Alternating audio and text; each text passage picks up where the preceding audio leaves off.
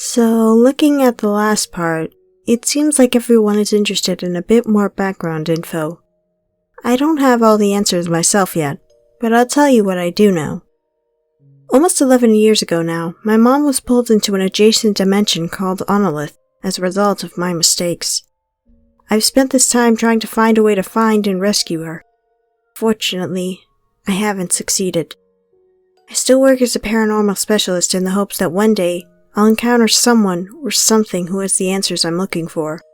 That said, I have learned quite a bit about the nature of the paranormal and my abilities related to it.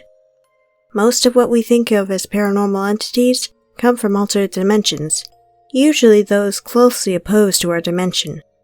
These include a huge variety of entities ranging from the benign to the malevolent, and includes the entities from Monolith, which I just think of as demons even though they have little to do with any religious traditions. The exception to this rule is human spirits, which are just souls that haven't passed on yet. At first glance, my problem seems pretty simple. I need to get into Onolith, and obviously entities from there get here, so it should be possible to travel between the two. The roadblock I keep hitting is that normally to transit into another dimension, the entity needs to be summoned or invoked, and considering how I've treated everyone I've met from Monolith, I doubt they're going to help me out with that. Instead, I'm looking for a way to open a door from our world to theirs without having to destabilize reality itself. More on that below. I also haven't exactly figured out how I'll deal with them on their home turf. Luckily, I'm not working on this problem alone. I'd like to tell you all about how I started working with Serene. We started working together when I was 18. By this time in my life, I had managed to survive plenty of actual paranormal encounters, and had more or less figured out what I was doing. Then again, I was also at the age where I thought I knew everything. I was waiting in a train station on my way home from a job when I got the email. I was in the middle of winter. It was in the middle of winter, and I was all the way up in Boston, so it was freezing even inside the station. Do they even heat those things? Anyway, I was sorting through my email inbox deleting spam when I found an email from a woman, SG. This one was a bit unusual and described feeling that there was something not only in her apartment but also in her mind. Emails like this can go one of two ways. Either the person is having a medical problem, in which case I refer them to a doctor or psychiatrist, or it could be something paranormal. The email was pretty vague, describing the entity as something that could be felt and seen with her mind, but not with her eyes.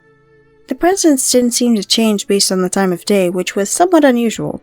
She felt that it was invading her mind and that nothing she did would make it leave.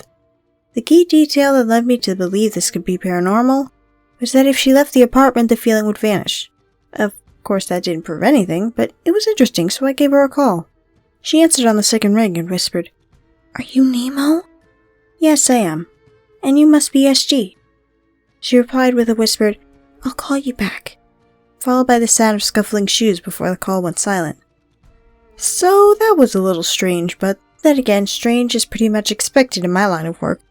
As I waited for her to return my call, I watched the other people in the station. I'm pretty sure the guy on the bench across from mine took some rather interesting drugs. He was kind of swaying back and forth with a vacant expression. I was debating finding somewhere else to sit when my phone rang. SG had wanted to talk to me in private without the entity being aware of our conversation, and so had left her apartment. I confirmed the information in the email and asked whether she had heard any strange noises, if anything moved on its own, standard paranormal stuff. She said almost none of that happened, just a feeling of a presence in her mind. Like a lot of my clients, she had already tried contacting other experts for help. You know the kind, the ones who bring random electronic devices that look good on TV but don't really do anything. None of them noticed anything unusual in her apartment. Her neighbors were getting frustrated at the constant stream of people in and out at all hours of the night, and SG was getting desperate. I agreed to come see what I could do. We discussed my previous experience and track record. I'm not sure how much of it she believed. I don't blame her. It's not like paranormal entities throwing people across rooms and portals to other dimensions are a normal part of daily life. By the time I ended the call, the drugged-out guy was staring at me like I was the second coming of Christ, and I decided to split. I got my train ticket changed to Boston Logan International and grabbed the next plane to Florida. My place could wait. It was time to go down south. At least it would be warmer than Boston. After a total transit time of like 16 hours, I arrived half asleep in Tampa. I could never sleep on planes. By this time, I'd mostly stopped getting in cars with random, possibly crazy people who I barely knew, and instead called a taxi to SG's apartment. The neighborhood looked pretty standard, not the most expensive apartments, but definitely not the worst. A young, nervous-looking woman was sitting outside the complex fidgeting with a phone. I tipped the taxi driver and gathered my bags. By the time I got out, she was already walking over and introduced herself as SG. We talked outside the apartment for a while. I told her I would like to tour the apartment. She was hesitant to go back inside, claiming that any time she entered the apartment she felt increasingly confused and was worried that she would forget who she was if she went back inside. She said she kept forgetting things she would know, like what city she was in or what basic appliances were for. Now, this one was a new one for me.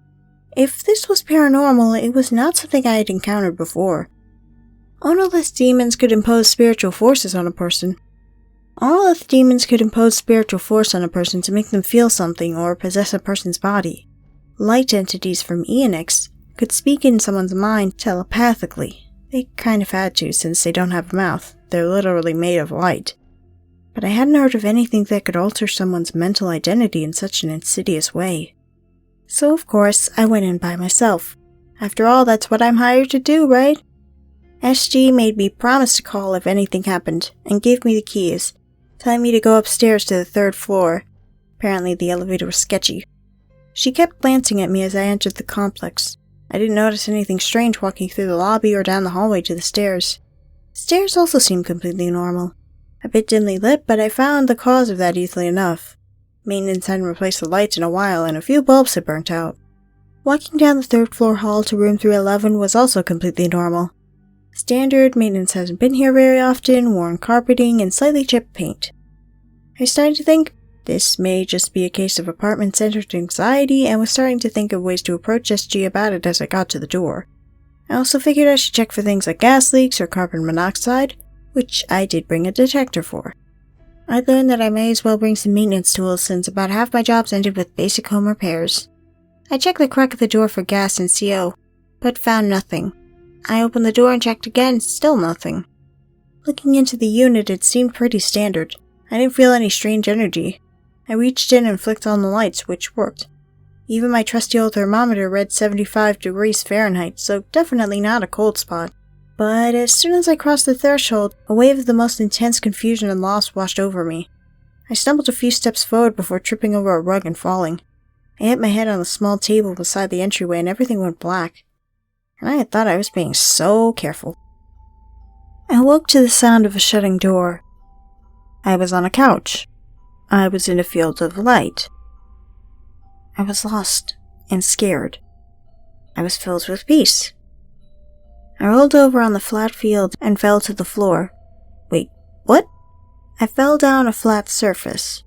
I reached up and touched my head. I felt something wet. Right, I hit my head.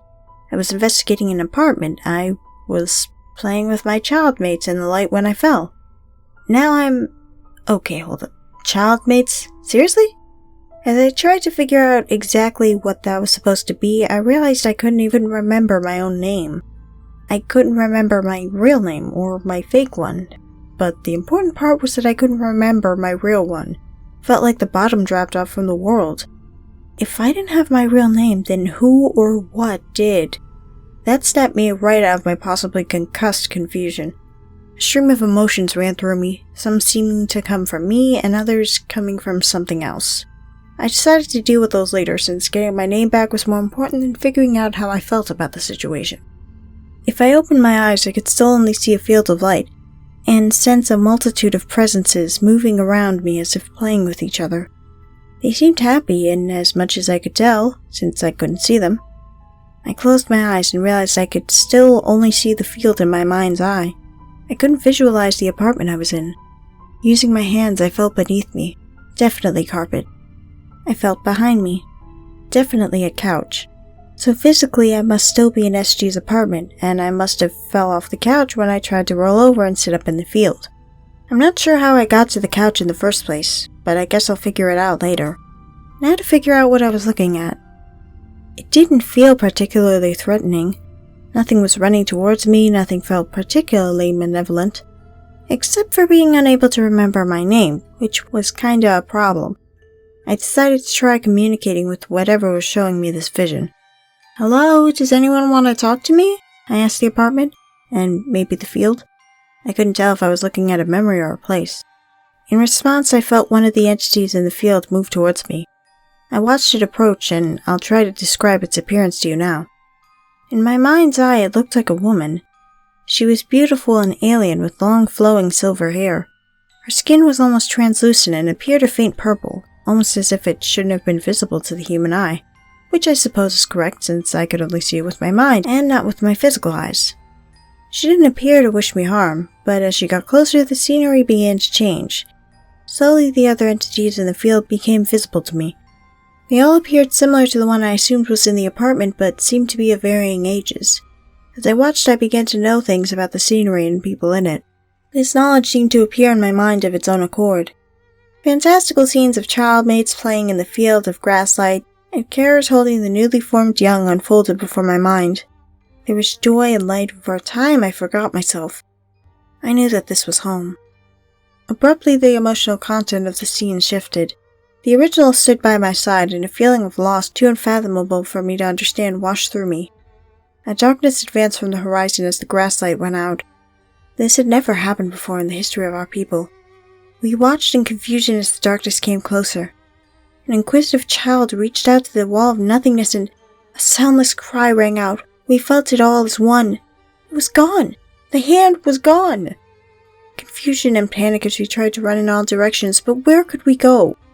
The nothingness came from all sides as one by one, piece by piece, our mind was lost. We didn't understand, but reality itself was fracturing, pulling apart at the seams as existence shattered to nothing. And we were one. We were never supposed to be one. Reality warped as we fell into loss. Then there was light, but it was strange and dim. We looked around and saw an unfamiliar structure surrounding us. We were trapped. There was no sky, and no grasslight. What light there was emanated from strange fixtures above. We wanted to communicate with the shadow other that came and went from this place, but it was frightened and ran. We were alone for the first time since existence began, alone. We were never meant to be one. Never, just one, never. This knowledge slowly localized so it was coming from a singular source. I found that I could remember myself as a separate being, and bonus points, I could remember who I was again.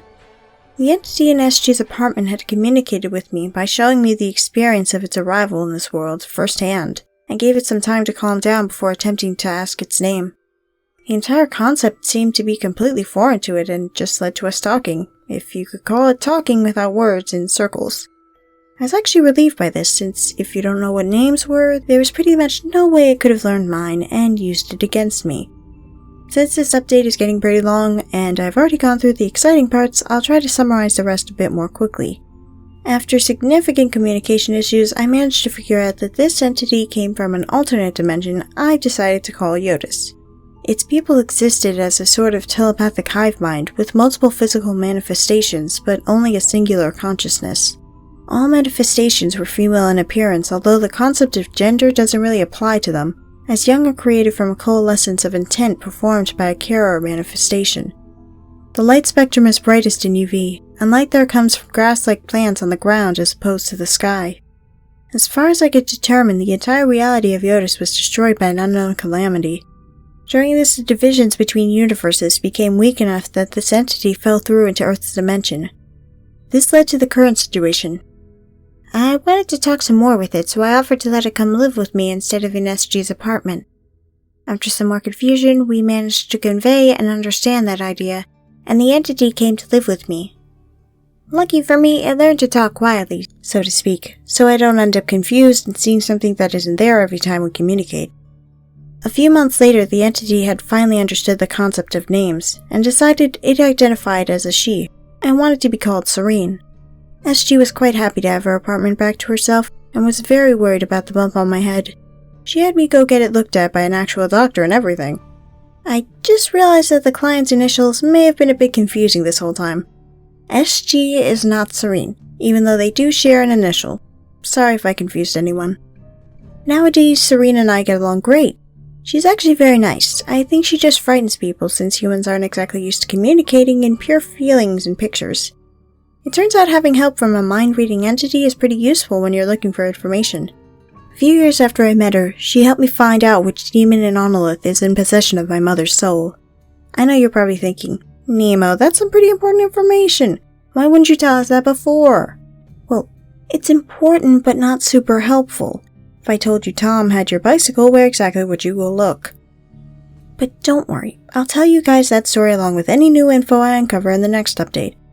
In the meantime, any information you guys have is always useful.